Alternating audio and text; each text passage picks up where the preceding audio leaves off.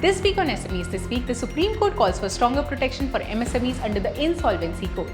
The US announces fresh tariff moves that could impact Indian exports, and a proposed 200% duty on generic medicines raises fresh concerns for India's pharma industry. Here's everything you need to know. The United States has imposed a 10% tariff on imports from India, along with goods from 16 other countries, over concerns that these nations have not done enough to prevent products made using forced labor from entering global supply chains. The new duties introduced under Section 301 of the US Trade Act take effect immediately and add a fresh layer of uncertainty to India-US trade relations. The move comes despite India recently tightening its own trade rules by banning the import of goods produced using forced labor, a step that helped India secure the lower 10% tariff instead of the 12.5% rate imposed on countries considered less compliant. However, the US says no country has yet demonstrated sufficient enforcement to qualify for a complete exemption. So what does this mean for Indian businesses? Exporters in sectors like engineering goods, textiles, leather, chemicals and manufacturing could face additional cost pressures in the US market. While the tariff is lower than what was initially proposed, it could still affect the competitiveness of Indian products and complicate ongoing trade negotiations between the two countries. Moving on, a new trade threat is emerging for one of India's biggest export sectors, pharmaceuticals.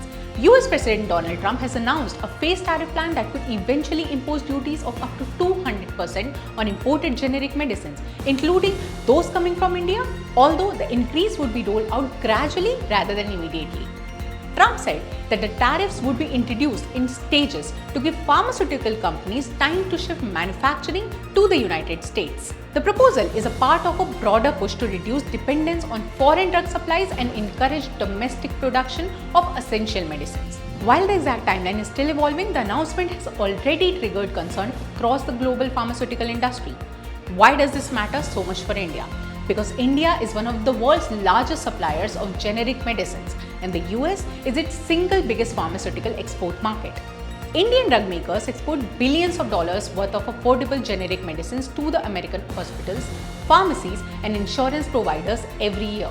The good news is that these tariffs are not being imposed overnight. The phased approach gives companies time to assess pricing, production, and supply chain strategies.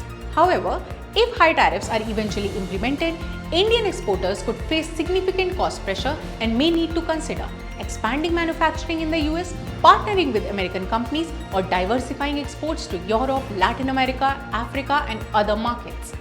And finally, India's Insolvency and Bankruptcy Code, or the IBC, may have transformed the way large corporate bankruptcies are resolved, but the Supreme Court believes it is falling short when it comes to protecting MSMEs and small operational creditors.